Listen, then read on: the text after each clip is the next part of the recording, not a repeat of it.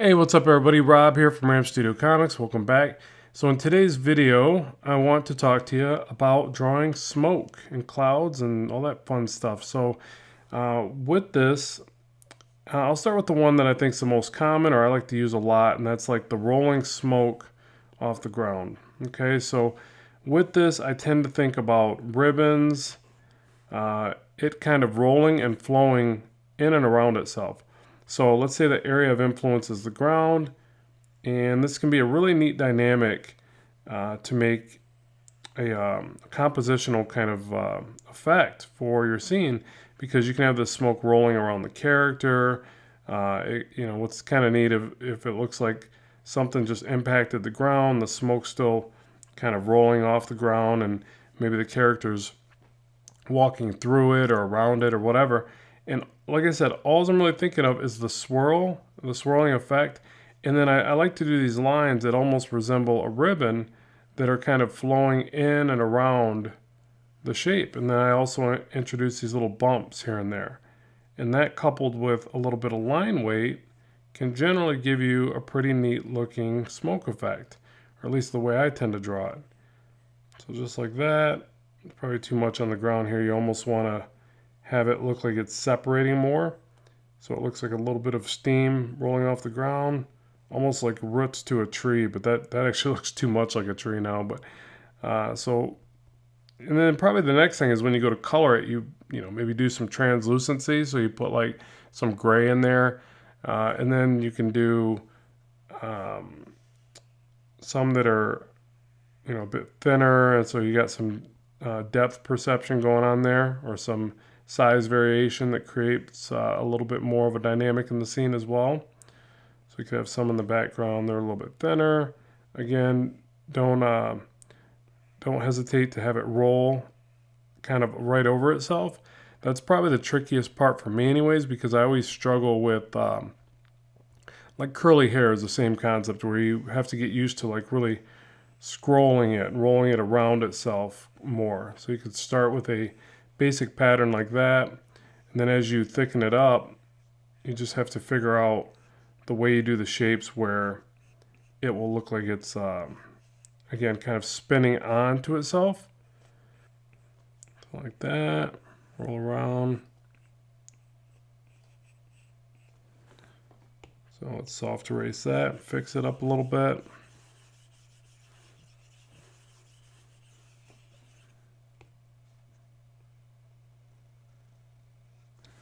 So at this stage, I'd think a little bit more about line weight.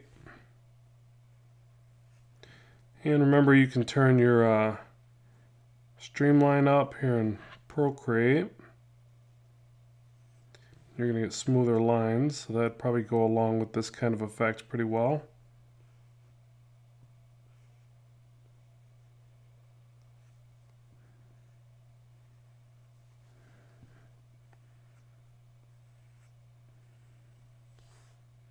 So just like that. And again, you want to really play around with the ribbon effect, the rolling and the lines going in and around each other.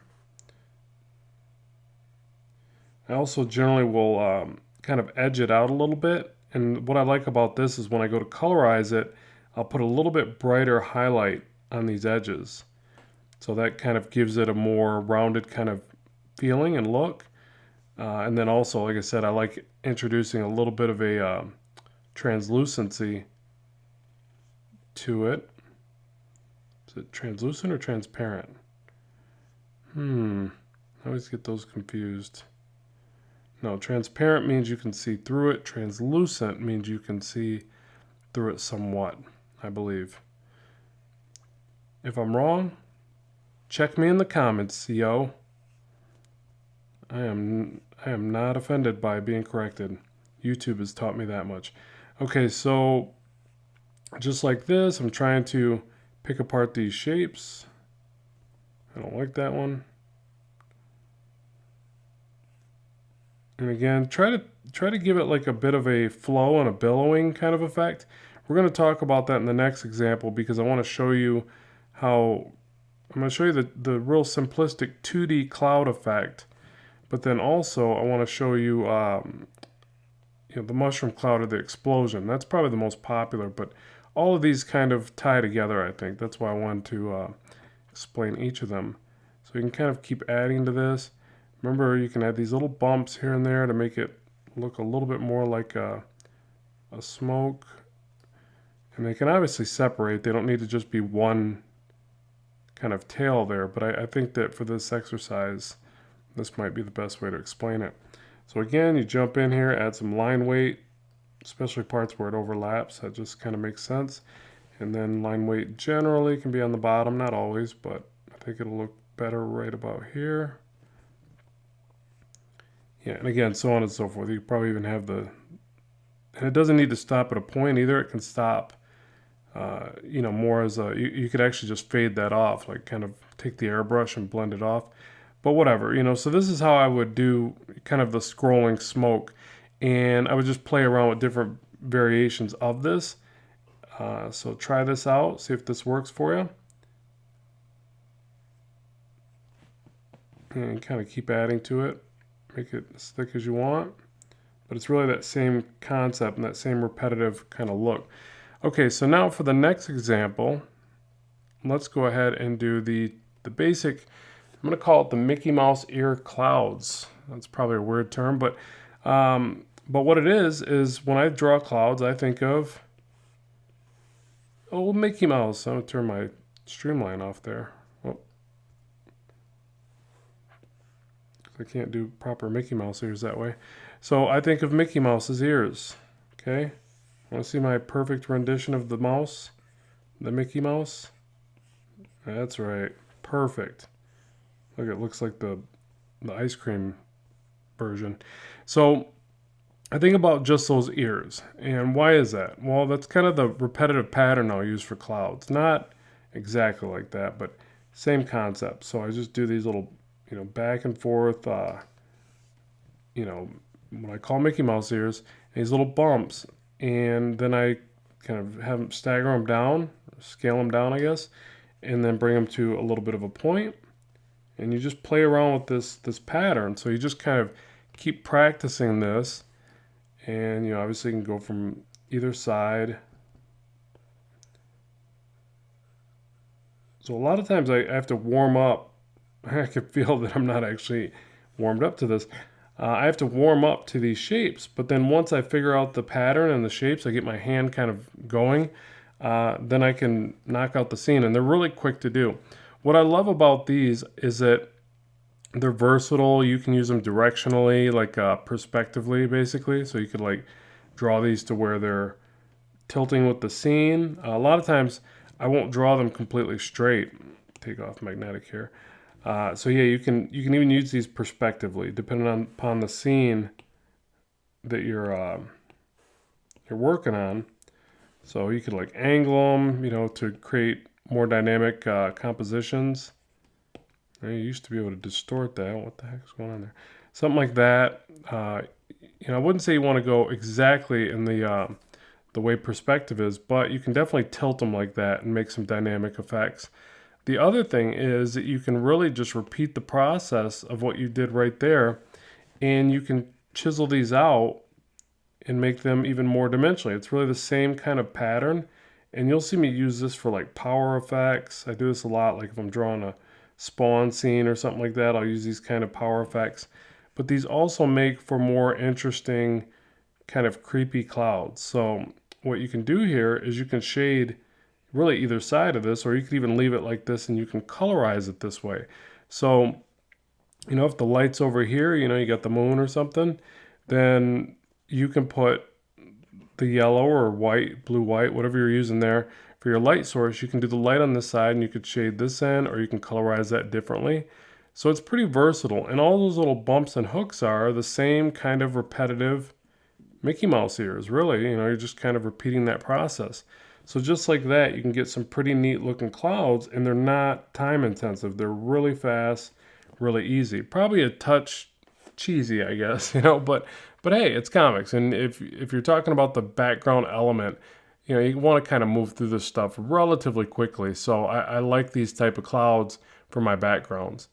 And again, you can use them in different ways. So say you don't want to use this as a you know, straight background. You can also think about these in kind of a, oh, hold on a sec here. You can also think about these perspectively. So you can go like this, and you can even swirl them, instead of thinking so straight, because it's probably the only drawback is since they're very two-dimensional looking, it's easy to kind of draw them overly left to right, and you don't want to do that. Like you could do these swirling cloud effects, and all of a sudden the scene has a little bit more of a depth perception, even though it's the same kind of 2D repetitive thing. You could swirl these all around. You could change up where these little bumps end, and all of a sudden it looks like a lot more of a motion going on there than the other version. So again, try to think outside of the box with this. Okay, so for this next part, I want to show you like more the explosion, mushroom cloud, fiery smoke, all that good stuff. It's really the same concept as before with the the shape overlaps and these kind of bubbly Mickey Mouse ears, but at the same time, it becomes a little bit more complex because you got some other dynamics going on. So lighting is the main one, and you could still get away with doing the edging like this, and you can get a pretty kind of comic-y look going on. But then you've got to think about a couple other things. Like, for instance, if you just overlap them in front of each other like this, like 1, 2, 3, something like that, you're going to get a little bit more of a flat 2D version, and that works sometimes, but it's not always as dimensional and depthy as you might need. So what you have to think about with explosions is that you're going to see the smoke kind of pushing against itself. So when you study your photos, you'll see this. It kind of billows and it bursts and it pushes. There's a lot of kinetic energy there. So you kind of have to get some of that in there, especially if it's an explosion. So let's do that. So I'm going to illustrate some of the explosion marks you might see. Energy kind of just shooting through there. And then you might get some on the interior. Also, you want these marks to be different from each other because anything energy related, anything nature related, you don't want there to be a repetitive behavior. It could be somewhat repetitive, but there has to be a certain randomized effect to it, or it's not going to read as energy or, again, nature. It's going to read as something more man-made, so you got to kind of have to fight that urge. Even though I know that some of these patterns in the clouds are somewhat repetitive, but since they're hand-generated, I'm just kind of bouncing back and forth, they are still randomized. And the more I cut into these, the more randomized it should get. So I might, chop into these and make some smaller little pieces, overlaps, to kind of chisel, or I don't want to say chisel because this is a very soft, organic kind of thing. But again, I want to bounce around and change this. I want to put some of the areas that are lower, not just everything on the top, because again, if I do everything on the top, it's going to look more 2D. And then if I start to cut into the bottom, it shows that some of these are rounded. And now it doesn't make sense that there'd be as much shadow on the bottom, so I need to be aware of that as well. But at least with an explosion, the light can generally just come from the middle of each area. So that's what these little light source LS means.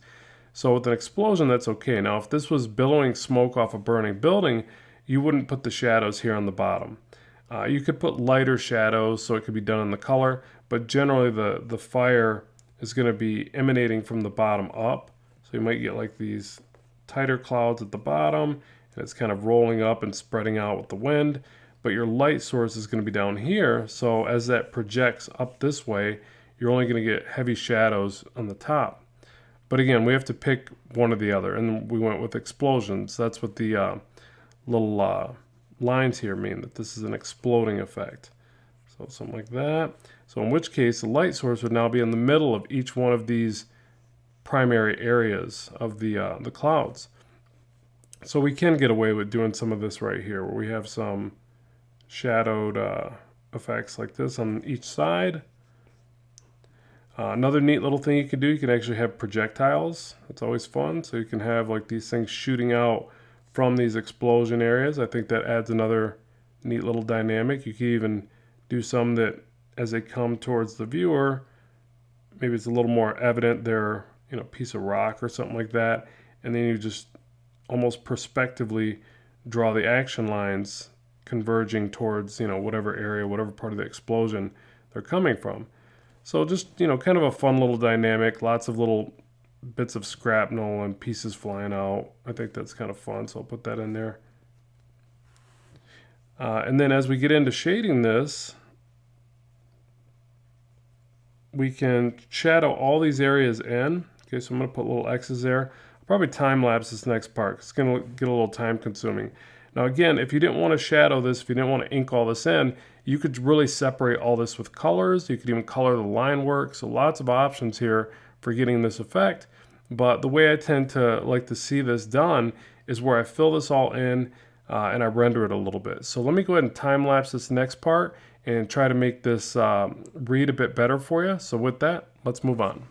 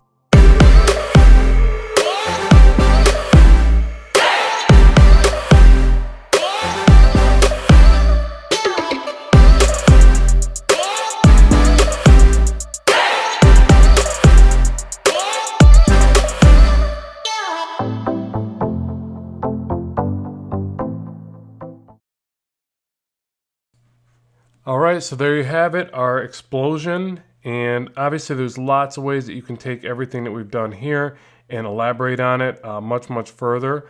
But hopefully this has given you some good ideas into how you can create these effects. So you've got your explosion there with the clouds. You've got kind of a where's it at? Right here. I gotta get that out of the way. The cloud scene, again, pretty basic, but a lot of what you do here can be used in a lot of other ways, and you just kind of have to elaborate it, put your own spin on it, have fun with it. So I'd love to know what you think about the content. Make sure to like and share the video, and remember that I have links in the description box below, things like, you know, my prints and other course content. So check out those links. It helps me keep the channel going and support what I do here. So thanks very much for that. As always, keep drawing, keep having fun, and I will talk to you soon.